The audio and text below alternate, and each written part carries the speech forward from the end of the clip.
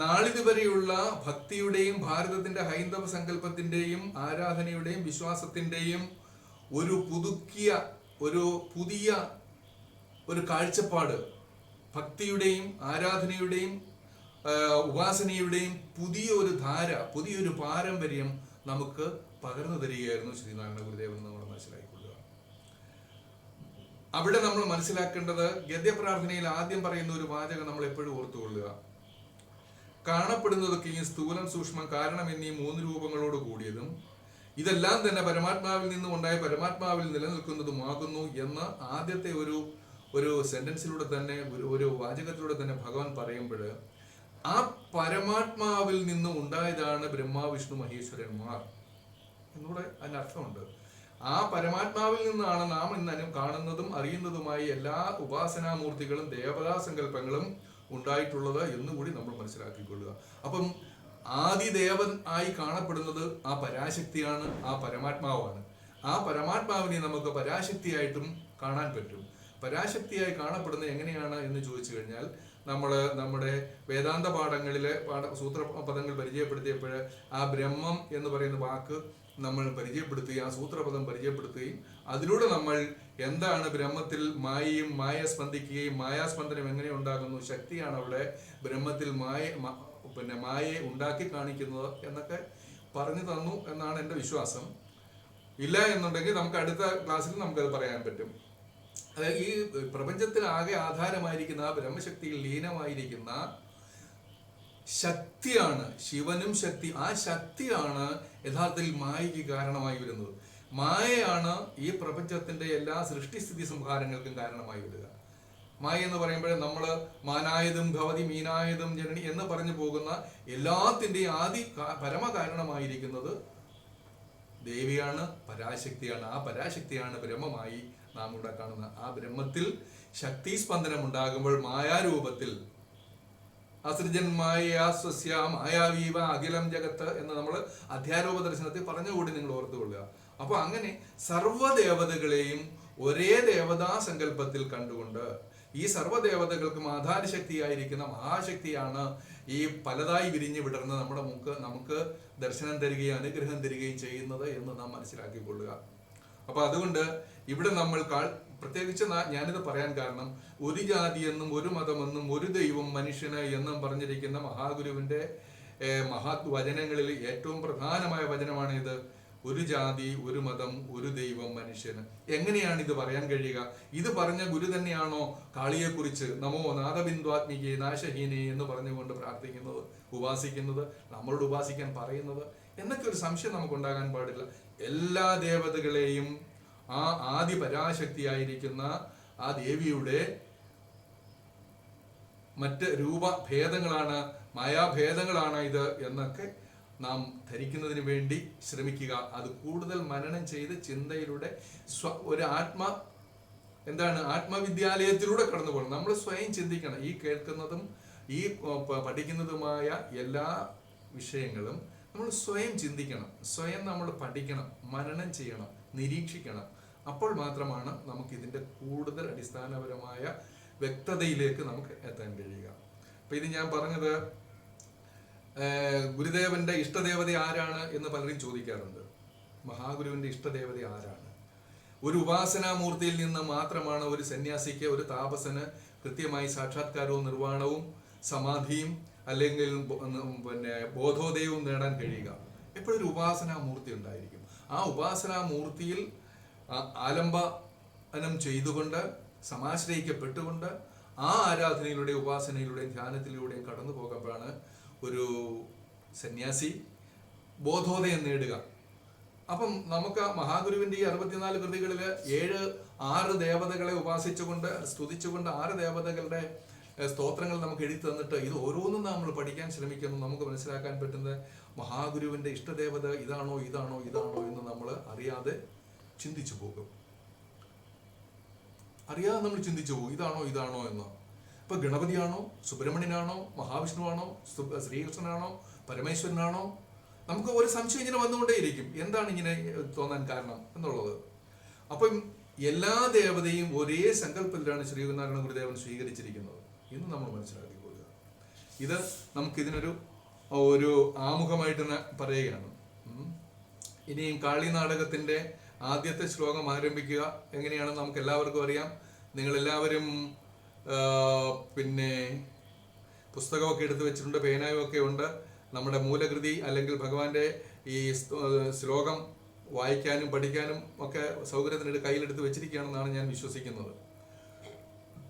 അപ്പോൾ ഇതിനകത്ത് നിങ്ങൾക്ക് പരിചയമില്ലാത്ത വാക്കുകളെന്ന് പറഞ്ഞു കഴിഞ്ഞാൽ പരിചയമില്ലാത്ത വാക്കുകൾ വളരെ കുറവാണ്. നമോ നാരദാദീഢ്യപാദാരവിന്ദേ,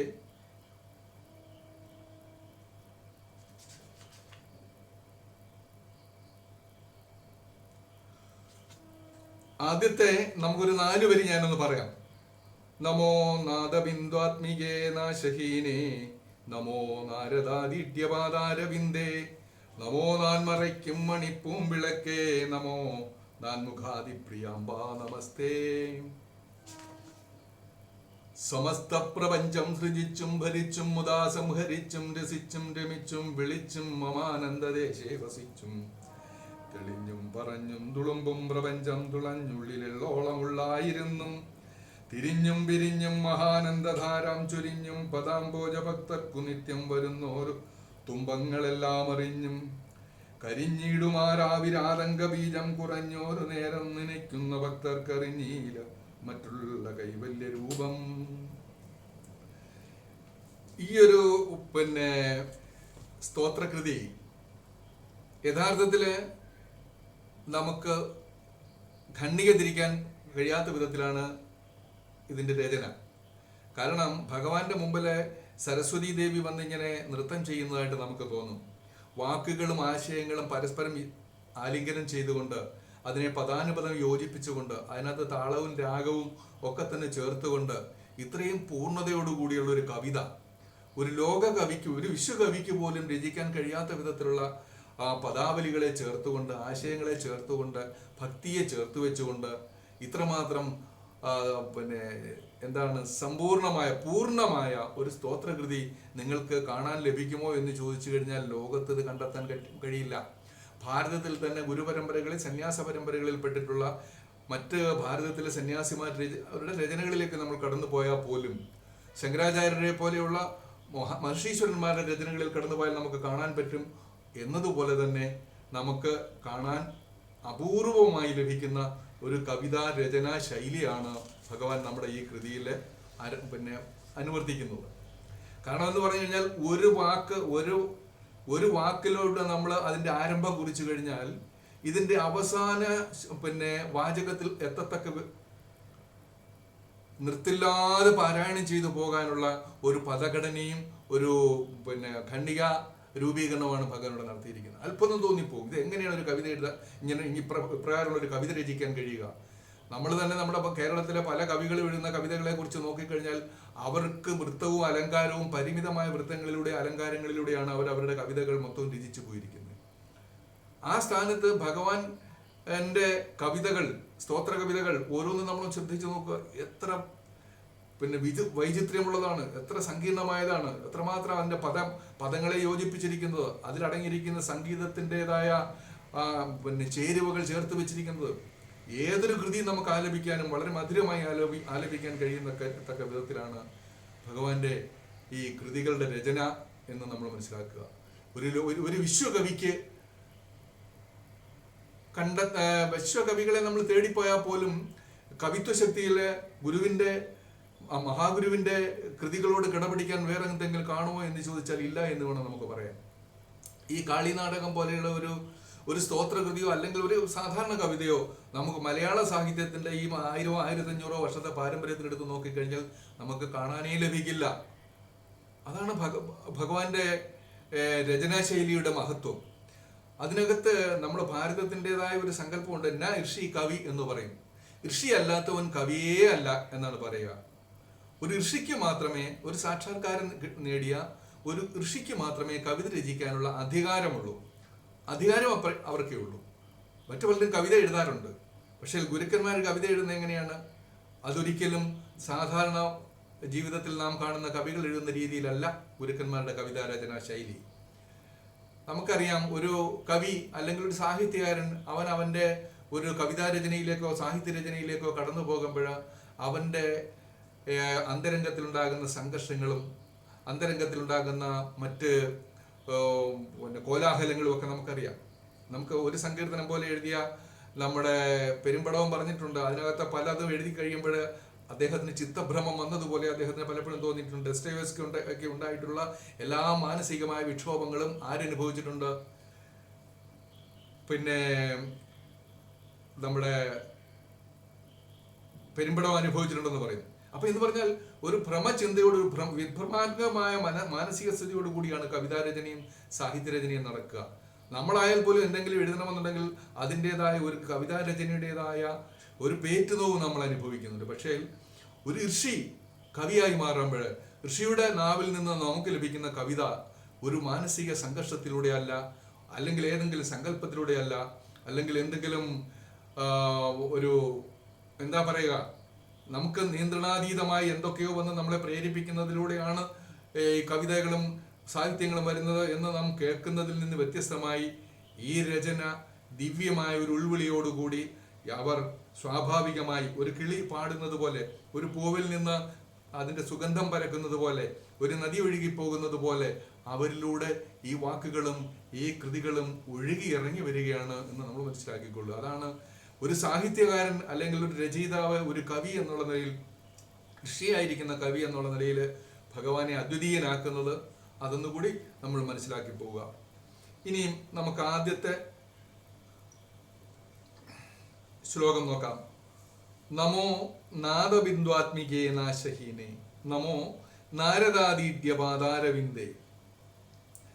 ഇവിടെ നമിക്കുന്നു, നമോ എന്ന് പറഞ്ഞു കഴിഞ്ഞാൽ നമിക്കുന്നു എന്നാണ് അതിൻ്റെ അർത്ഥം.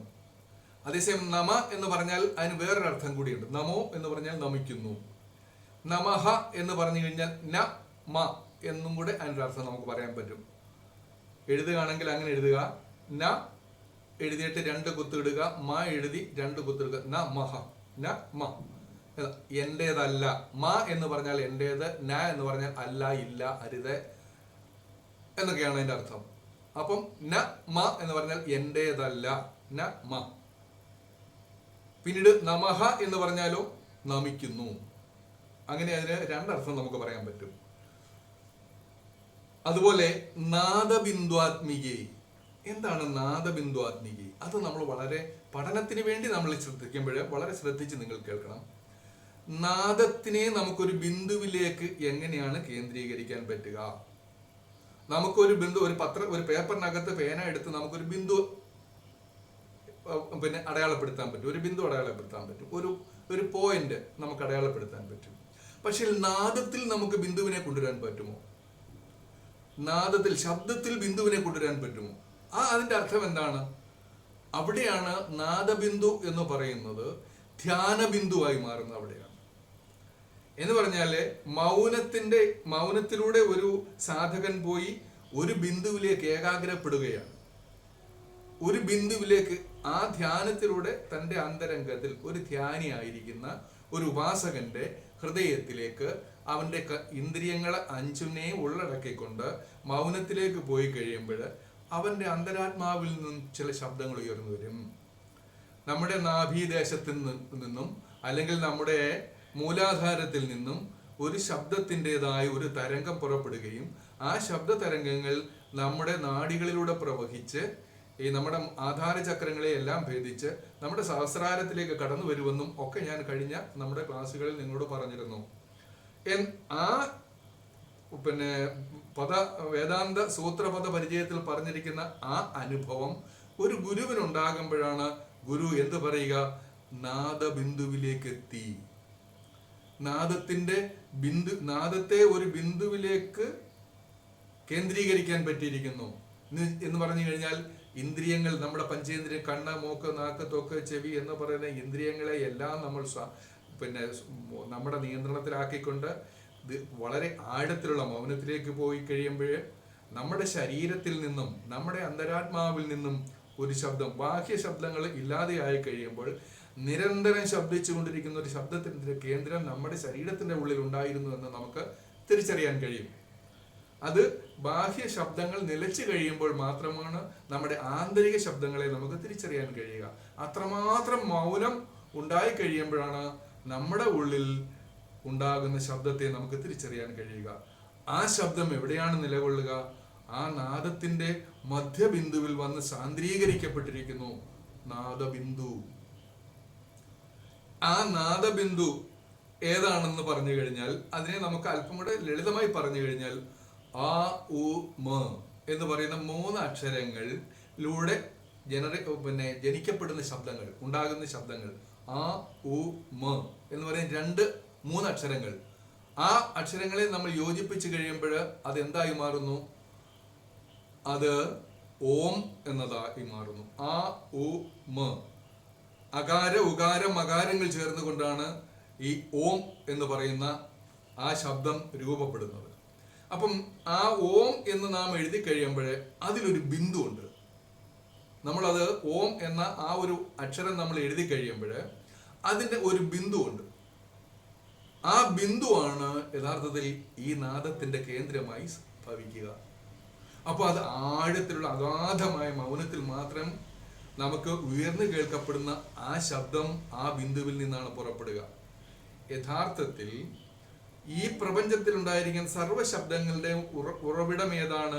ആ നാദബിന്ദുവിൽ നിന്നാണ് ശബ്ദം ഉണ്ടാകുന്നത്, അവിടെ നിന്നാണ് പുറപ്പെടുന്നത്, അവിടെയാണ് അത് ജനിക്കപ്പെടുന്നത്. എല്ലാ ശബ്ദത്തിനും ശബ്ദമായിരിക്കുന്ന, നിശബ്ദമായിരിക്കുന്ന ഒരു കേന്ദ്രമാണ് നമ്മുടെ ഉള്ളിലുള്ളത്. അത് ഈ പ്രപഞ്ചത്തിന്റെയും കേന്ദ്രമാണ്, നമ്മുടെയും കേന്ദ്രമാണ്.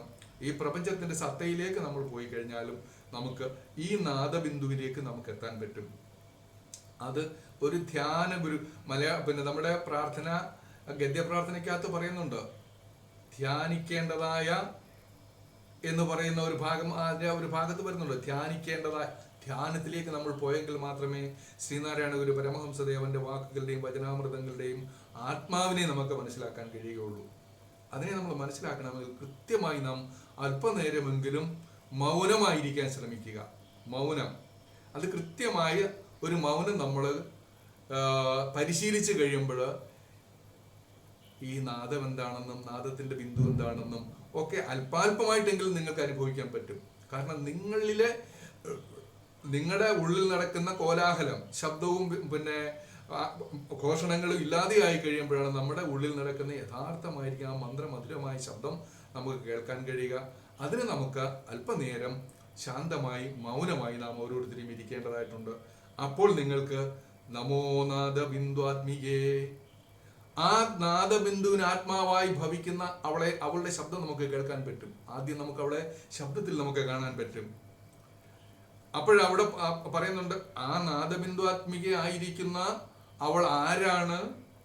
നാശഹീൻ. അവൾക്കൊരിക്കലും നാശമില്ല. പക്ഷെ നമ്മൾ അവളെ കേട്ടിട്ടില്ല, കണ്ടിട്ടില്ല, അറിഞ്ഞിട്ടില്ല. പക്ഷേ ആ നാദബിന്ദുവിൽ വസിക്കുന്നതായ ആ ബിന്ദുആത്മിക ആരാണ്? അവൾക്കൊരിക്കലും ഒരു കാലത്ത് നാശമില്ലാത്തവളാണ്, അഴിവില്ലാത്തവളാണ്, ഇല്ലാതെയാകുന്നില്ല. അവൾക്ക് ജനനവുമില്ല, മരണവുമില്ല, പുറപ്പുമില്ല, വാഴ്വുമില്ല എന്ന് പറയുന്നു. അതിനെയാണ് നമ്മൾ നമ്മുടെ സനാതനം എന്ന് പറയുന്ന വാക്കുകൾ കൊണ്ട് പോലും നമ്മൾ അതിനെ എന്തുകൊണ്ട് മനസ്സിലാക്കുക? ഇത് തന്നെയാണ് സനാതനമായ ഒരു ശക്തി ചൈതന്യം നമ്മുടെ അന്തരാത്മാവിലൂടെ നിരന്തരമായി ഇങ്ങനെ പ്രവഹിച്ചുകൊണ്ടിരിക്കുകയാണ്. അത് നമ്മൾ ഓരോരുത്തരുടെയും അന്തരാത്മാവിലൂടെ പ്രവഹിച്ചുകൊണ്ടിരിക്കുന്ന ഈ ശക്തി ചൈതന്യം ഒരേ ശക്തി തന്നെയാണ് നമ്മളിലൂടെ ഇങ്ങനെ പ്രവഹിച്ചുകൊണ്ടിരിക്കുന്നത്. നാം വിചാരിക്കും ഇത് വേറിട്ട ഏതെങ്കിലും ഒന്നാണ്. എന്നിലും നിന്നിലും സർവ്വചരാചരങ്ങളിലും ഇരിക്കുന്ന ആ ചൈതന്യത്തെ ഈ നാദബിന്ദുവിൽ ഇരിക്കുന്ന നാശഹീനിയായിരിക്കുന്ന ഭഗവതിയുടെ സ്വരൂപം തന്നെയാണെന്ന് ഭഗവാൻ ഇവിടെ പറയുകയാണ്. അത് പരമശിവനെ കുറിച്ച് നമ്മൾ പഠിക്കുമ്പോൾ തീർച്ചയായിട്ടും വിചാരിക്കും പരമശിവനാണ് ആ നാശഹീനിയായിരിക്കുന്ന ആ ഓങ്കാര സ്വരൂപനെന്ന് നമുക്ക് തോന്നും. അതുപോലെ തന്നെ ഭദ്രകാളിയെ കുറിച്ച്, ഭഗവതിയെ കുറിച്ച് നമ്മൾ പഠിക്കുമ്പോൾ അവിടെയും നമുക്ക് തോന്നുക ഭഗവതി തന്നെയാണ് ആ നാദബിന്ദുആത്മികയായി നമ്മുടെ മുമ്പിൽ വന്ന് വിരാജിക്കുന്നത് നമുക്ക് തോന്നും. അപ്പൊ ഇവിടെ നമ്മൾ ഇനിയും കടന്നു പോകുമ്പോൾ ഈ നാദബിന്ദുആത്മികയായിരിക്കുന്ന ഭദ്രകാളി ഭഗവതിയുടെ തിരുസ്വരൂപങ്ങളിലേക്കും സ്വരൂപ വർണ്ണനകളിലേക്കും കർമ്മവൈഭവങ്ങളിലേക്കും അനുഗ്രഹ കലകളിലേക്കും ഒക്കെ കടന്നു പോകുമ്പോൾ നമ്മൾ അത്ഭുതപ്പെട്ടു പോകും. ദേവിയുടെ തിരുസ്വരൂപം ഇതാണോ? ഇപ്രകാരമുള്ള വൈചിത്ര്യമായ വേണമെങ്കിൽ നമുക്ക് തോന്നിപ്പോകും ഇത് അന്ധവിശ്വാസങ്ങളാണോ, അനാചാരങ്ങളാണോ, ശ്രീനാരായണ ഗുരുദേവൻ യുക്തിവാദിയുടെയും ദാർശനിക ചിന്തയുടെ മഹത്തായ തലങ്ങളിൽ നിൽക്കുന്ന ഒരു ഗുരുവാണെന്ന് നാം പറയുമ്പോൾ തന്നെ മഹാഗുരുവിന്റെ ദൈവസങ്കല്പത്തിൽ വന്നിരിക്കുന്ന പരമ്പരാഗതമായ പൂർവികരായി ഋഷിമാർ പറഞ്ഞിരിക്കുന്നതായ എല്ലാ സ്വരൂപത്തോടും കൂടിയിരിക്കുന്ന ദേവതകളെ ശ്രീനാരായണ ഗുരു പരമഹംസദേവൻ ഇവിടെ ആദരിക്കുന്നതായും ആരാധിക്കുന്നതായും നമുക്ക് മനസ്സിലാക്കാൻ പറ്റും. വളരെ വിചിത്രമാണ്. അപ്പം മഹാഗുരുവിന്റെ ദൈവങ്ങളെ നമ്മൾ സമീപിക്കുമ്പോൾ ഒരു കാരണവശാലും യുക്തിചിന്തയ്ക്കോ ഭൗതികവാദത്തിനോ മറ്റു ഉപാധികൾക്കോ ഇവിടെ യാതൊരു സ്ഥാനവുമില്ല. നിരുപാധികമായിട്ട് ഭഗവാന്റെ ഈശ്വര ചിന്തകളിലേക്ക് നമ്മൾ സമർപ്പിതരാകുക, സമാശ്രയിക്കപ്പെടുക എന്നുള്ളതല്ല മറ്റൊന്നുമില്ല. കാരണം അത്രയ്ക്ക് സമ്പൂർണമായിട്ടാണ് മഹാഗുരു ഈശ്വര രൂപികളെ നമ്മുടെ മുമ്പിലേക്ക് തരിക. നമ്മൾ ഒരു കാര്യം കൂടെ നമ്മൾ മനസ്സിലാക്കേണ്ടതായിട്ടുണ്ട്. എന്താണ് ഗുരുവിന്റെ ഈശ്വര സങ്കല്പം? മഹാഗുരുവിന്റെ ഈശ്വര സങ്കല്പം തന്റെ ഉപാസനാമൂർത്തികളെ തന്റെ ധ്യാനവേളകളിൽ മനസ്സും ഇന്ദ്രിയങ്ങളും കരണവും ഇന്ദ്രിയവും കളയപരം തൊട്ട് അറിയും അനേക ജഗത്തും ഒക്കെ ഇല്ലാതെയായി കഴിയുമ്പോൾ ഭഗവാൻ എവിടേക്ക് വരും? തന്റെ ആരാധനാമൂർത്തി തന്റെ മുമ്പിൽ തനിക്ക് ദർശനം തരുന്നത് പോലെ, തന്നോടൊപ്പം വന്ന് വസിക്കുന്നത് പോലെ, തന്റെ അന്തരാത്മാ അകത്തും പുറത്തും വന്ന് വിളങ്ങുന്നത് പോലെ ഭഗവാൻ അനുഭവിച്ചറിയും. ആ അനുഭവിച്ചറിയുന്നതിന്റെ അക്ഷരങ്ങളിലൂടെയുള്ള അവതരണമാണ് ഈ കൃതികൾ ഓരോന്നും. ഭഗവതിയെ ഇവിടെ വന്ന് കാണുകയാണ്. നമ്മളിനിയും കാണാൻ പോകുന്ന അതിസങ്കീർണമായ സ്വരൂപ സ്വഭാവങ്ങളോട് കൂടിയിരിക്കുന്ന ദേവി ഭഗവാന്റെ മുമ്പിൽ വന്ന് ദർശനം കൊടുക്കുകയും ഭഗവാന്റെ മുമ്പിൽ വന്ന് നടനമാടുകയും ഗർജിക്കുകയും തഴുകുകയും തലോടുകയും ഗാനങ്ങൾ ആലപിക്കുകയും എന്നുവേണ്ട ശത്രുനിഗ്രഹം ചെയ്യുകയും സാധുക്കളെ രക്ഷിക്കുകയും ഒക്കെ ചെയ്യുന്ന വളരെ വിചിത്രമായ ഒരു നാടകം, വളരെ ഗംഭീരമായ ഒരു നാടകം നമ്മൾ കാണാൻ പോവാണ്. നമ്മൾ നാളിതുവരെ കണ്ടിരിക്കുന്ന നാടകങ്ങളിൽ നിന്ന് വ്യത്യസ്തമായി വളരെ സ്തോഭജനകമായ, കാരുണ്യജനകമായ, സ്നേഹസമസ്രണമായ, അത്ഭുതകരമായ, അങ്ങനെ ഈ നവരസങ്ങളിലൂടെയും കടന്നു പോകാൻ കഴിയുന്നതായ ഒരു വലിയ ചിത്രം, വലിയൊരു നാടകം ഇവിടെ ആടിത്തിമർക്കാൻ പോവുകയാണ്. ഭഗവതിയാണ് ഈ രംഗത്തിലെ ഈ വേദിയിൽ വന്ന് ഈ നാടകങ്ങൾ മൊത്തം ആടാൻ പോകുന്നത്. ഭഗവതിയോട് മല്ലാടാനും ഒക്കെ വരുന്ന അനവധി കാഴ്ചകൾ നമുക്ക് ഇവിടെ കാണാൻ പറ്റും. ശത്രുക്കളെ നിഗ്രഹം ചെയ്യുന്നത് നമുക്ക് കാണാൻ പറ്റും. ഇതൊരു നാടകത്തിൽ എന്നതുപോലെ, ഒരു യഥാർത്ഥമായ നാടകത്തിൽ എന്നതുപോലെ ഭഗവതിയുടെ ഒരു വലിയ നടനമാണ് നമുക്കിനി ഇവിടെ കണ്ടുപോകാൻ കഴിയുക. അതിൻ്റെ എല്ലാ രൗദ്രതയും, എല്ലാ ശാന്തതയും, എല്ലാ ഭാവഹാവാദികളോടും എല്ലാ ശാന്തതയും നിങ്ങൾക്ക് കാണാൻ പറ്റും, എല്ലാ രൗദ്രതയും നിങ്ങൾക്ക് കാണാൻ പറ്റും. അത്ഭുതകരമായി ഇത് ഒരു ഗുരുവിന്റെ വാക്കുകളിലൂടെ നമ്മളിത് മനസ്സിലാക്കാൻ നമുക്ക് ഭാഗ്യം ലഭിച്ചിരിക്കുന്നു എന്നുള്ളതാണ് ഏറ്റവും വലിയ അതിശയം. നമ്മുടെ കുലഗുരുവായിരിക്കുന്ന ശ്രീനാരായണ ഗുരു പരമഹംസദേവന്റെ വാക്കുകളിലൂടെ തന്നെ ഈ ഭഗവതിയുടെ ഈ തിരുനടനം കാണാനും കേൾക്കാനും അനുഭവിക്കാനും കഴിയുക എന്നുള്ളത് വലിയൊരു അനുഗ്രഹമാണ്. അപ്പം നമുക്ക് നോക്കാം ഇവിടെ ആരൊക്കെയാണ്. നമോ നാദ ബിന്ദു ആത്മികേ നാശഹീനേ നമോ നാരദാദീട്യപാദാരവിന്ദേ. അപ്പം ഇവിടെ ആരാണ്? ഈ ലോകം ആടിത്തിമർക്കുന്ന സർവേശ്വരിയാണ്. നിനക്ക് കോടി നമസ്കാരം. നമിക്കുന്നു, നമസ്കരിക്കുന്നു നിന്നെ. നാദബിന്ദുവാത്മികയാണ് നീ. നാദത്തിന് കേന്ദ്രബിന്ദുവായി നിൽക്കുന്നവളാണ് നീ. നീ ത്രികാലങ്ങളിലും നാശമില്ലാത്തവളാണ്. ഭൂതം ഭാവി വർത്തമാന കാലങ്ങളിലും നാശമില്ലാത്തവളാണ്. ഒരു കാലത്തും ത്രികാലങ്ങളിലും നാശമില്ലാതെ ഇവിടെ വസിക്കുന്നവളാണ്. നമോ നാരദാദീഡ്യ പാദാരവിന്ദേ. ആരാണ്? ഭഗവതിയെ നമിക്കാൻ ഇവിടെ വന്നിരിക്കുന്നത് ആരാണ്? നാരദന്മാരായ മുനിശ്രേഷ്ഠൻ, നാരദാദികളായിരിക്കുന്ന മുനിശ്രേഷ്ഠന്മാർ. നാരദനാരാണ്? ഭാരതത്തിന്റെ സന്യാസി പാരമ്പര്യയിലെ അല്ലെങ്കിൽ ഭക്തിയുടെ ഭക്തിയുടെയും ദർശനത്തിന്റെയും പ്രവാചകന്മാരായി, പ്രചാരകന്മാരായി ലോകത്തിലെ 3 ലോകങ്ങളിലും സഞ്ചരിച്ചിട്ടുള്ള ഭാരതത്തിന്റെ ഉത്കൃഷ്ടമായ ഋഷി പാരമ്പര്യത്തിൽപ്പെട്ട ആളാണ് ആര്? നാരദ മഹർഷി. നാരദ മഹർഷി ആരുടെ പാദങ്ങളിൽ പോയി അഭയം പ്രാപിച്ചിരിക്കുന്നു? ഭഗവതിയുടെ പാദങ്ങളിൽ പോയി അഭയം പ്രാപിച്ചു. നാരദാദീഡ്യ പാദാരവിന്ദേ. പാദങ്ങളായിരിക്കുന്ന അരവിന്ദങ്ങൾ. ഭഗവതിയുടെ പാദങ്ങൾ താമര ഇതളുകൾ പോലെയുള്ളതാണ്. താമര ഇതളാണെന്ന് ഉള്ള സങ്കല്പത്തിൽ അവിടെ ആര് പോയി ഇരിക്കുന്നു? നാരദ മഹർഷി പോലും അവിടെ പോയിരിക്കുന്നു. നമോ നാരദാദീഡ്യ പാദാരവിന്ദേ.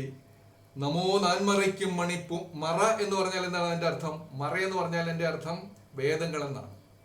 ആലോചിച്ച് നോക്കുക. 4 വേദങ്ങൾക്കും മണിവിളക്കായി പൂവിളക്കായി നിൽക്കുന്നു. പ്രകാശം ചൊരിഞ്ഞുകൊണ്ടിരിക്കുന്ന ഒരു ജ്യോതി സ്വരൂപമായിട്ട് വർത്തിക്കുന്നവളാണ് ആര്? ദേവി. 4 വേദങ്ങൾക്കും എന്ന് കഴിഞ്ഞാൽ ഭാരതത്തെ സംബന്ധിച്ച് പറഞ്ഞാൽ വേദങ്ങളാണ് നമ്മുടെ പ്രമാണം. ഭാരതത്തിന്റെ ധർമ്മത്തിന്റെ പ്രമാണം എന്ന് പറയുന്നത് വേദങ്ങളാണ്, ഉപനിഷത്തുകളാണ്. അതിൽ ഏറ്റവും പരമമായിട്ടുള്ളത് വേദങ്ങൾ തന്നെയാണ്. ഋഗ്വേദം, യജുർവേദം, സാമവേദം, അഥർവവേദം, ഈ വേദങ്ങളാണ്. ഈ 4 വേദങ്ങൾക്കും പ്രകാശം ചൊരിഞ്ഞുകൊണ്ട് നിൽക്കുന്ന ഒരു കെടാവിളക്കിനെ നിങ്ങൾ അന്വേഷിക്കണമെന്നുണ്ടെങ്കിൽ അത് ആരായിരിക്കും? അത് ഭഗവതി മാത്രമാണ്. 4 വേദങ്ങൾക്കും പ്രകാശം ചൊരിഞ്ഞുകൊണ്ടിരിക്കുന്നത് എന്ന് വെച്ച് കഴിഞ്ഞാല് ഈ 4 വേദങ്ങളും വ്യാസമഹാമുനി 4 വേദങ്ങളും രചിച്ചുകൊണ്ടിരുന്നപ്പോഴ് പിന്നെ ഗണപതി വന്ന് ഇത് എഴുതി കൊടുത്തു എന്നൊക്കെ പറയുമ്പോഴും, എഴുതി കൊടുത്തു എന്ന് പറയുമ്പോഴും നമ്മൾ മനസ്സിലാക്കേണ്ടത് എന്താണ്? ഇത് ഒരു കേട്ടെഴുത്തുകാരൻ, ഒരു പറഞ്ഞു കൊടുക്കുന്ന ഒരാള്, പറഞ്ഞു കൊടുക്കാൻ വേദവ്യാസനും കേട്ടെഴുതാൻ ഗണപതിയുമാണെന്നുണ്ടെങ്കിൽ ഇതിന് പ്രകാശമായി ആന്തരിക ചൈതന്യമായി വർത്തിച്ചുകൊണ്ടിരുന്നത് അപ്പോഴാരാണ്? ഭഗവതിയാണ്, ദേവിയാണ്, കാളിയാണ്, ഭദ്രയാണ്, ഭഗവതിയാണ് എന്ന് നമ്മൾ ഓർത്തുകൊള്ളുക.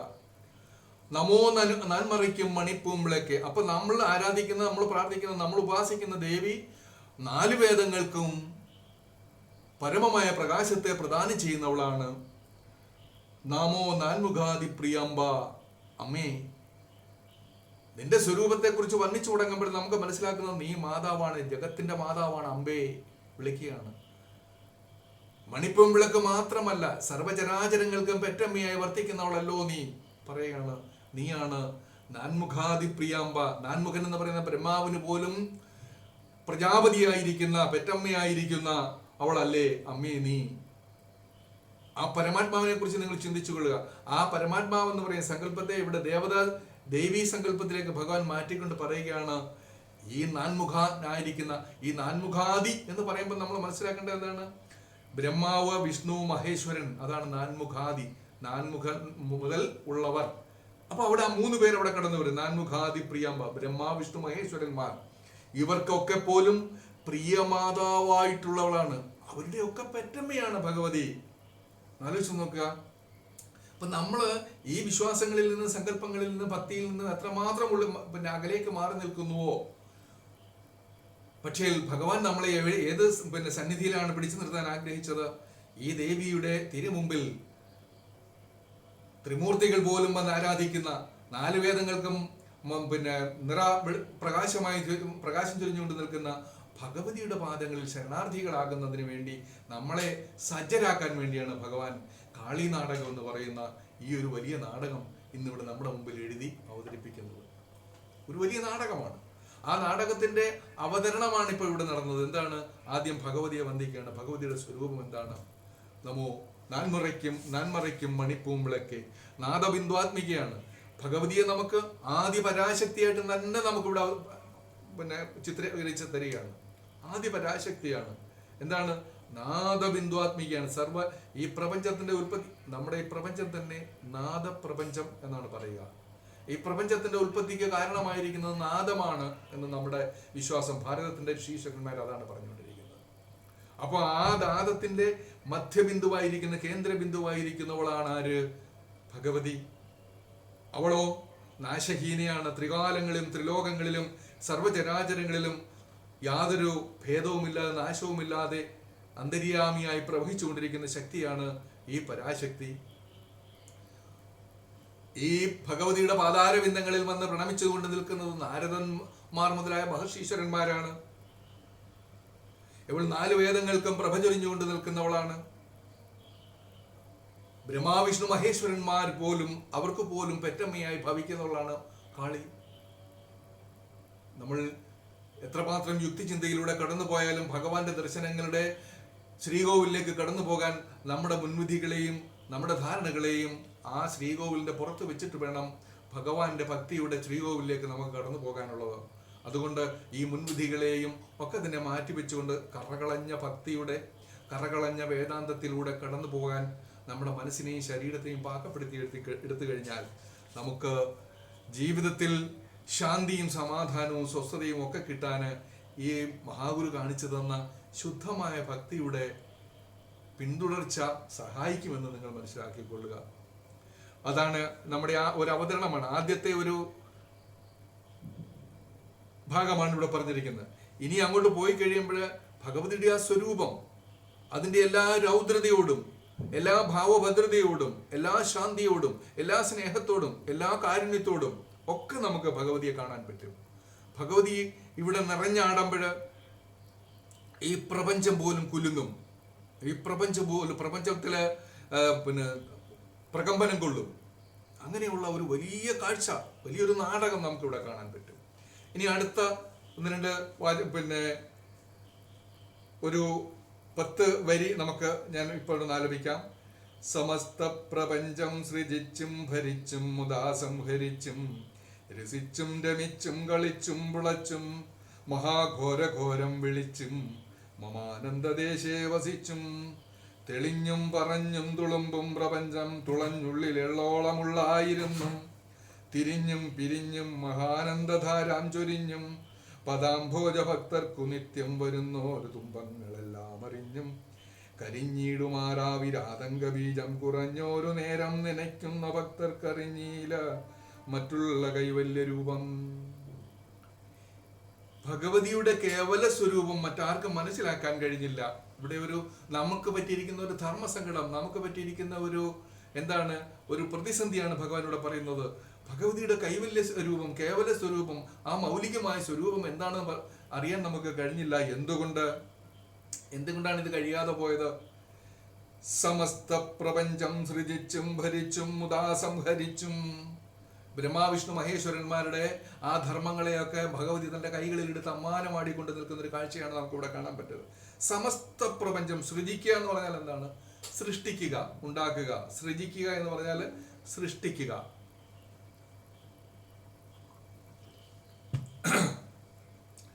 സൃജിച്ചും ഭരിച്ചും മുദാ സംഹരിച്ചും.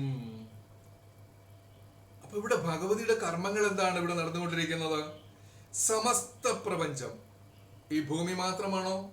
ഭൂമിയാണെങ്കിൽ ഭൂമിയെ കുറിച്ച് മാത്രം പറഞ്ഞാൽ മതി. പ്രപഞ്ചം, പ്രകർഷേണ പഞ്ചനം ചെയ്യപ്പെട്ടിരിക്കുന്നതായ ഈ അണ്ടകടാഹം, ബ്രഹ്മാണ്ടം മൊത്തം, അത് ഭൂമി മാത്രമല്ല, സൗരയൂഥങ്ങൾ മാത്രമല്ല, ഇതിനും അപ്പുറത്തുള്ള കോടാനുകോടി നക്ഷത്രങ്ങളും സൗരയൂഥങ്ങളും ഒക്കെ അടങ്ങിയിരിക്കുന്നതായ ഈ വിശ്വപ്രകൃതിയുടെ, ഈ ബ്രഹ്മാണ്ടത്തിന്റെ സൃഷ്ടിയുടെ, അതിൻ്റെ നിലനിൽപ്പിന്റെ, അതിൻ്റെ സംലയനത്തിന്റെ, അതിൻ്റെ സംഹാരത്തിന്റെ, അതിൻ്റെ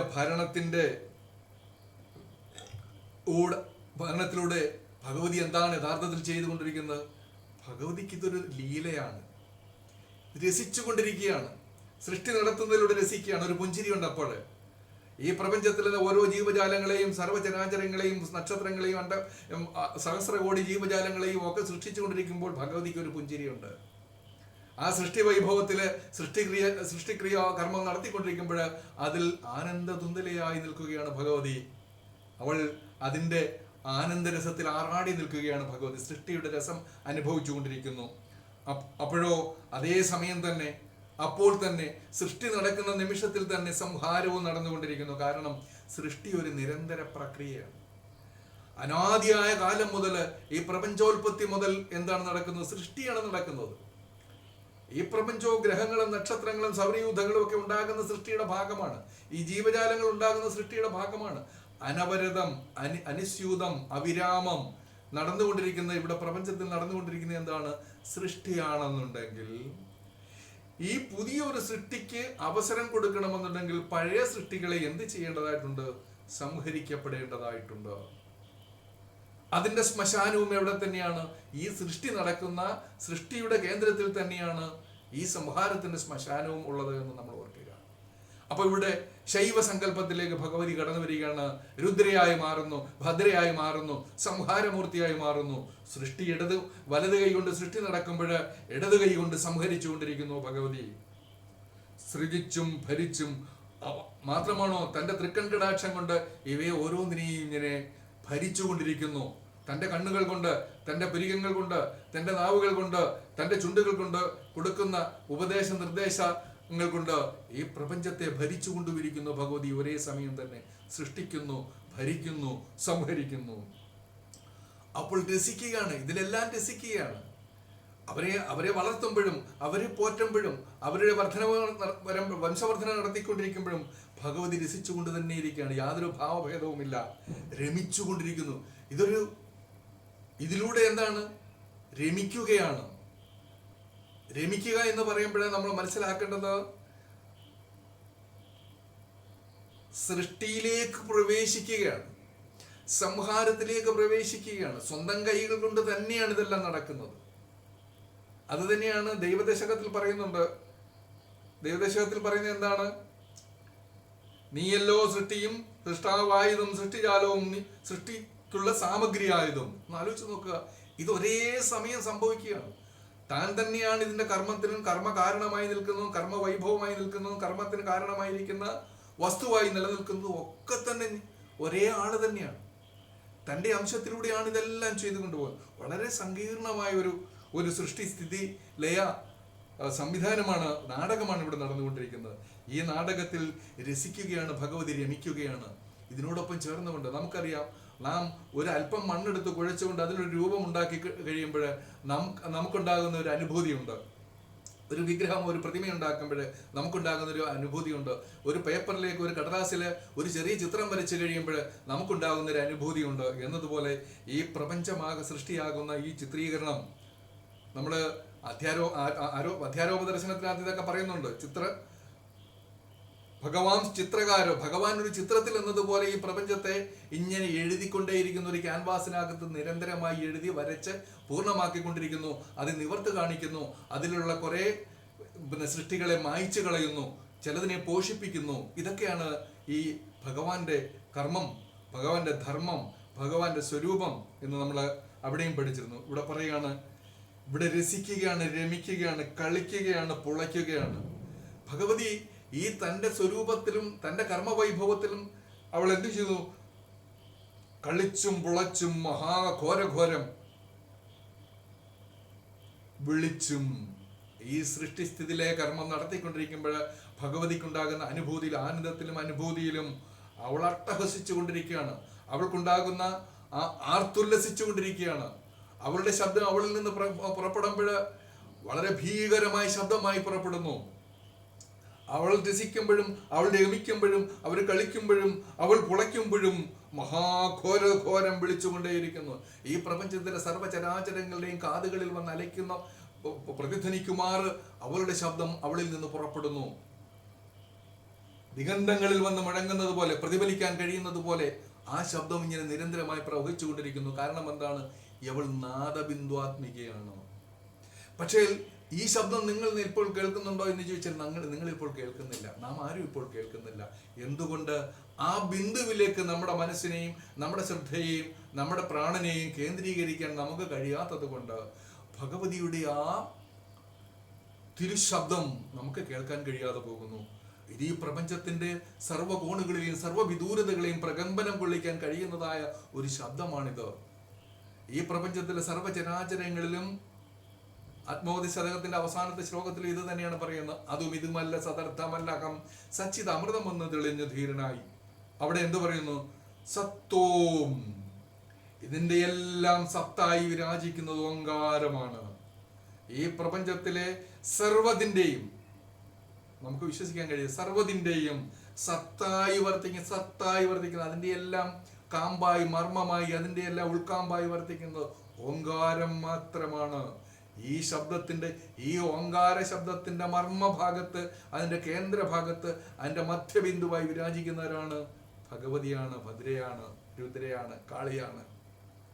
ഈ നാടകം ഭഗവതി ആരും കാണാതെ എവിടെ മറിഞ്ഞിരുന്നു കൊണ്ട്, ആ മർമ്മഭാഗത്ത്, ആ കേന്ദ്ര മധ്യബിന്ദുവിൽ മറിഞ്ഞിരുന്നു കൊണ്ട് ഭഗവതി ഈ നാടകത്തെ മൊത്തം ഇവിടെ കളിച്ചുകൊണ്ടേയിരിക്കുന്നു, രമിച്ചുകൊണ്ടിരിക്കുന്നു, ഭരിച്ചുകൊണ്ടിരിക്കുന്നു, സംഹരിച്ചുകൊണ്ടിരിക്കുന്നു, ജനിപ്പിച്ചുകൊണ്ടിരിക്കുന്നു. കളിച്ചും പുളച്ചും മഹാഘോരഘോരം വിളിച്ചും. ഭഗവതിയുടെ വിളിയാണ് ഈ ശബ്ദത്തിന്റെ. ഇപ്പൊ നമ്മുടെ ശബ്ദം, നമ്മളിൽ നിന്ന് സംഭാഷണത്തിലൂടെ പുറപ്പെടുന്ന ഈ ശബ്ദത്തിന്റെ മൂലശബ്ദം എവിടെയാന്ന് ചോദിച്ചു കഴിഞ്ഞാൽ ആ നാദബിന്ദു ആത്മീയയായിരിക്കുന്ന ഭഗവതിയുടെ ശബ്ദത്തിന്റെ ഒരു ബഹിർസ്ഫുരണം മാത്രമാണ് നമ്മളിൽ നിന്നും, ഈ പക്ഷികളിൽ നിന്നും, കിളികളിൽ നിന്നും, മൃഗങ്ങളിൽ നിന്നും, മനുഷ്യരിൽ നിന്നും മിന്നലായും എന്ന് വേണ്ട ഈ പ്രപഞ്ചത്തിൽ ഏതൊരു ശബ്ദമുണ്ടോ ആ ശബ്ദത്തിന്റെ ഒക്കെ തന്നെ ഉത്ഭവ ബിന്ദു, മർമ്മമായി നിൽക്കുന്നത് ആ നാദബിന്ദുവാത്മികയായിരിക്കുന്ന ഭഗവതിയുടെ വൈഭവമാണെന്ന് കൂടി നമ്മൾ അറിഞ്ഞുകൊള്ളുക. അവിടെ വിളിച്ചും മഹാഘോരഘോരം വിളിച്ചും മഹാഘോരഘോരം വിളിച്ചും ഇവിടെ പറയുന്നു മമാനന്ദദേശേ വസിച്ചും, നമ്മുടെ ആനന്ദദേശമായിരിക്കുന്ന അന്തരാത്മാവിൽ വസിച്ചും. മമ എൻ്റെ ആനന്ദദേശം, ആനന്ദമാകുന്ന ഭൂമികയിൽ വസിച്ചും, നമ്മുടെ അന്തരാത്മാവാകുന്ന ആനന്ദ ഗേഹത്തിൽ, ആനന്ദത്തിന്റെ ഗൃഹത്തിൽ വസിച്ചും നമ്മളിൽ തന്നെ വസിക്കുന്നു. അവൾ അവിടെയാണ് വസിക്കുക. അവൾ പുറത്തെങ്ങുമല്ല വസിക്കുക. നമ്മൾ വിചാരിക്കും അവൾ പുറത്ത് എവിടെയോ ആണെന്ന്. അതുകൊണ്ടാണല്ലോ നമ്മൾ അവളെ തേടി ലോകമാകെ നടക്കുന്നത്. ദേവി എവിടെയാണ് എന്ന് പറഞ്ഞ് തേടി തേടി നടക്കാൻ കാരണം എന്താണ്? പുറത്തെവിടെയോ ആണെന്ന് നമ്മൾ വിചാരിക്കുന്നു. യഥാർത്ഥത്തിൽ പുറത്താണോ അവൾ? അല്ല, അവൾ നമ്മുടെ അന്തരാത്മാവിൽ തന്നെയാണ് വസിക്കുക. നമ്മുടെ അന്തരാത്മാവിൽ മാത്രമാണോ വസിക്കുക? അല്ല, സർവ്വചരാചരങ്ങളുടെ അന്തരാത്മാവിൽ അവൾ വസിക്കുന്നു. അങ്ങനെയുണ്ടെങ്കിൽ അവളുടെ ആ ശബ്ദം എവിടെയൊക്കെ നമുക്ക് പ്രതിധ്വനിച്ച് കേൾക്കാൻ പറ്റും? സർവ്വചരാചരങ്ങളുടെയും ഉള്ളിൽ നമുക്ക് പ്രതിധ്വനിച്ച് കേൾക്കാൻ പറ്റും. അതാണ് ഈ ശബ്ദത്തിന്റെ മഹത്വം. അതാണ് ഇതിന്റെ മഹാഘോരഘോരമാണ് പോവുക. പക്ഷേ ആ ഘോര ശബ്ദത്തെ ശ്രവിക്കണമെന്നുണ്ടെങ്കിൽ നാം നിശബ്ദരാകണം. നമ്മുടെ അന്തരാത്മാവിൽ നടക്കുന്ന കോലാഹലങ്ങളെല്ലാം ഇല്ലാതെയാകണം. നാം മൗനത്തിലേക്ക് പോകണം. ബാഹ്യശബ്ദങ്ങളെ നമ്മൾ പ്രതിരോധിക്കണം. അപ്പോഴാണ് ഈ ഘോരഘോരമായിരിക്കുന്ന ശബ്ദം നമുക്ക് മുഴങ്ങി കേൾക്കുന്നത് അനുഭവിക്കാൻ കഴിയുക. തെളിഞ്ഞും മമാനന്ദദേശേ വസിച്ചും തെളിഞ്ഞും പറഞ്ഞും തുളുമ്പും പ്രപഞ്ചം. ഈ പ്രപഞ്ചം എങ്ങനെയാണ് നമുക്ക് തെളിഞ്ഞു വരുന്നത്? തുളുമ്പി വരുമ്പോഴാണ് തെളിഞ്ഞു വരിക, അല്ലേ? ഈ പ്രപഞ്ചം തുളുമ്പി വരികയാണ്, തെളിഞ്ഞു വരികയാണ്. ഈ പ്രപഞ്ചം എവിടെയോ ഉണ്ടായിരുന്നു, എവിടെയോ സൂക്ഷിച്ചു വെച്ചിരുന്നു. പക്ഷെ ഇത് നിറഞ്ഞു തുളുമ്പി വരികയാണ്. അപ്പൊ ഈ പ്രപഞ്ചം ഇതേ രൂപത്തിൽ തന്നെ എവിടെയോ ഉണ്ടായിരുന്നു, നിലനിൽക്കുന്നുണ്ട്. യഥാർത്ഥത്തിൽ ഇതിപ്പോ പുതിയതായി രൂപാന്തരപ്പെട്ടുകൊണ്ടിരിക്കുകയല്ല. ഈ പ്രപഞ്ചം, നമ്മൾ ഇന്ന് കാണപ്പെടുന്ന ഈ പ്രപഞ്ചം ഈ രൂപത്തിൽ തന്നെ ഇവിടെ നിലനിൽക്കുന്നുണ്ടായിരുന്നു. പക്ഷെ അത് നമുക്ക് തെളിഞ്ഞു വരുന്നു. നമുക്ക് നമ്മുടെ ഇന്ദ്രിയങ്ങൾ അതിന് കാണാനും കേൾക്കാനും അനുഭവിക്കാനും പ്രാപ്തമായി വരുമ്പോൾ നമുക്കത് തെളിഞ്ഞു വരുന്നു. അപ്പോൾ ഈ നാടകം എവിടെ നടന്നുകൊണ്ടേയിരിക്കുന്നു? നിരന്തരമായി നിത്യമായി ഈ പ്രപഞ്ചത്തിൽ ഈ നാടകം നടന്നുകൊണ്ടിരിക്കുകയാണ്. പക്ഷെ ഇത് തെളിഞ്ഞു വരണം, അല്ലെങ്കിൽ തുളുമ്പി വരണം. അപ്പോൾ മാത്രമേ നമുക്ക് ഈ നാടകം കാണാൻ കഴിയുകയുള്ളൂ. ഇത് തുളുമ്പി വരണം, ഇത് തെളിഞ്ഞു വരണം എന്നുണ്ടെങ്കിൽ നമ്മൾ എന്ത് ചെയ്യണം? ഈ നാടകം കാണാൻ നമ്മുടെ ആന്തരിക നേത്രത്തെ ഉണർത്തിയെടുക്കണം. നമ്മുടെ ഉൾക്കണ്ണിനെ തെളിയിച്ചെടുക്കണം. നമ്മുടെ ആന്തരിക നേത്രം, ആ ഉൾക്കണ്ണ്, കണ്ണിനും കണ്ണായിരിക്കുന്ന ഒരു കണ്ണ് നമ്മുടെ എല്ലാവരുടെയും ഉള്ളിൽ വസിക്കുന്നുണ്ട്. അതിനെ നമ്മൾ പോഷിപ്പിക്കണം. അതിന്റെ സംവേദനത്തെ നമ്മൾ തെളിയിച്ചെടുക്കണം. അപ്പോൾ നമുക്ക് എന്ത് കാണാൻ പറ്റും? ഭഗവതിയുടെ ഈ നാടകത്തിന്റെ പൂർണ്ണത നമുക്ക് അപ്പോഴാണ് അറിയാൻ കഴിയുക. ഇതൊരു നാടകമാണ്. ഈ നാടകത്തിന്റെ കർത്താവ് സർവ്വചരാചരങ്ങളിൽ ഒളിഞ്ഞിരുന്നുകൊണ്ട് ഇപ്പൊ എന്നെ കൊണ്ട് സംസാരിപ്പിക്കുന്നതും നിങ്ങളെ കൊണ്ട് ഇത് കേൾപ്പിക്കുന്നതും ഒക്കെ തന്നെ ഒരു നാടകമാണ്.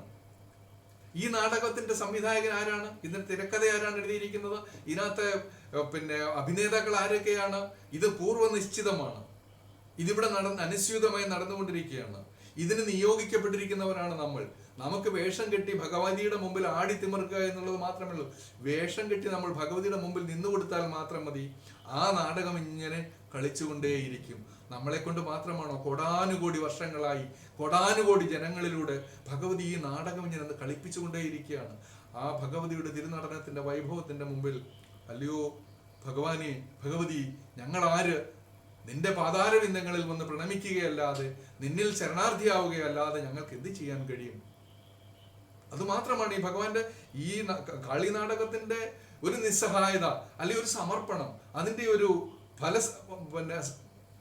ഫലശ്രുതി എന്തെന്ന് ചോദിച്ചു കഴിഞ്ഞാൽ, ഭഗവതിയുടെ ഈ നടന വൈഭവത്തിന്റെ മുമ്പിൽ നിസ്സഹായരായി നിൽക്കുന്ന, അഗതികളായി നിൽക്കുന്ന നമുക്ക് എന്ത് ചെയ്യാൻ മാത്രമേ കഴിയുകയുള്ളൂ എന്ന് ഗുരുദേവൻ പറയുകയാണ്. ഭഗവതിയെ സമാശ്രയിക്കുക, ഭഗവതിയിൽ നീ ഉപാസന ചെയ്യുക, അവളിലേക്കെല്ലാം സമർപ്പിച്ചുകൊള്ളുക, നിനക്ക് വേണ്ടതെല്ലാം അവിടെ നിന്ന് നിനക്ക് ലഭ്യമാകും എന്നുള്ള ഒരു ഉദ്ബോധനമാണ് ഭഗവാന്റെ കൃതികളിൽ നമുക്കുള്ളത്. ഇപ്പൊ ഇവിടെ നമ്മൾ മനസ്സിലാക്കുക, കളിച്ചും പുളച്ചും മഹാഘോരഘോരം, വളരെ ഘോരമാണ്, ഭീകരമാണ്, ഭയാനകമാണ്. അതുകൂടെ നമ്മൾ മനസ്സിലാക്കുക. ഭഗവതിയുടെ നടനത്തിന്റെ വൈഭവം അതിന്റെ സൂക്ഷ്മതയിലൂടെ നമ്മൾ ഗ്രഹിച്ചു കഴിഞ്ഞാൽ എത്രമാത്രം ഭയാനകമാണെന്ന് നമുക്ക് മനസ്സിലാക്കാൻ പറ്റും. കാരണം എന്താണ്? ഒരേ സമയം തന്നെ സൃഷ്ടിയും സംഹാരവും വലത് കൈ കൊണ്ട് സൃഷ്ടിക്കുന്നു, ഇടത് കൈ കൊണ്ട് സംഹരിക്കുന്നു, തൻ്റെ കണ്ണുകൾ കൊണ്ട്, തൻ്റെ ഇച്ഛാശക്തി കൊണ്ട് ഈ പ്രപഞ്ചത്തെ പരിപാലിക്കുന്നു. അങ്ങനെ ഇത് ഒരുമിച്ച് ഒരേ നിമിഷം നടക്കുന്ന കാഴ്ച നമ്മൾ കണ്ടു കഴിഞ്ഞാൽ എത്രമാത്രം ഘോരസ്വരൂപിണിയാണ്, വീരയാണ് ഭഗവതി. വിളിച്ചും മമാനന്ദ ദേശേ വസിച്ചും ഈ കർമ്മങ്ങൾ നടത്തിക്കൊണ്ടിരിക്കുമ്പോൾ തന്നെ നമ്മുടെ അന്തരാത്മാവിലേക്ക് പ്രവേശിച്ച് അവിടെയും അവൾ വസിക്കുന്നു. ഭഗവതിയുടെ സ്വരൂപം നാടകമെന്നാണ്. ഇതൊരു വലിയ നാടകമാണ്. ഭഗവതി ഇവിടെ സംവിധായകന്റെയും നിർമ്മാതാവിന്റെയും അഭിനേതാവിന്റെയും ഗായകന്റെയും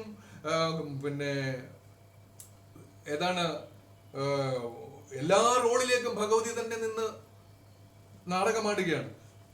ആ സമയത്ത് തന്നെ, ഈ പ്രപഞ്ച സൃഷ്ടി നടക്കുന്ന സമയത്ത് തന്നെ അതിലെ ഏറ്റവും ചെറിയ ഒരു അംശമായിരിക്കുന്ന നമ്മുടെ ആനന്ദദേശത്തിൽ വന്ന് വസിച്ചും തെളിഞ്ഞും പറഞ്ഞും തുളുമ്പും പ്രപഞ്ചം. ഈ തെളിഞ്ഞും പറഞ്ഞും തുളുമ്പുന്ന ഈ പ്രപഞ്ചത്തിലേക്ക് തുളഞ്ഞുള്ളിലുള്ളോളമായിരുന്നു. നോക്കുക, എള്ളിന്റെ രൂപത്തിൽ തുളഞ്ഞ ഈ സർവ്വജീവജാലങ്ങളുടെയും ഉള്ളിലേക്ക് പ്രവേശിച്ചിരുന്നു. തുളഞ്ഞ് ഉള്ളിലേക്ക് കയറുകയാണ് ഈ പ്രപഞ്ചത്തിലെ സർവ്വചരാചരങ്ങളുടെയും.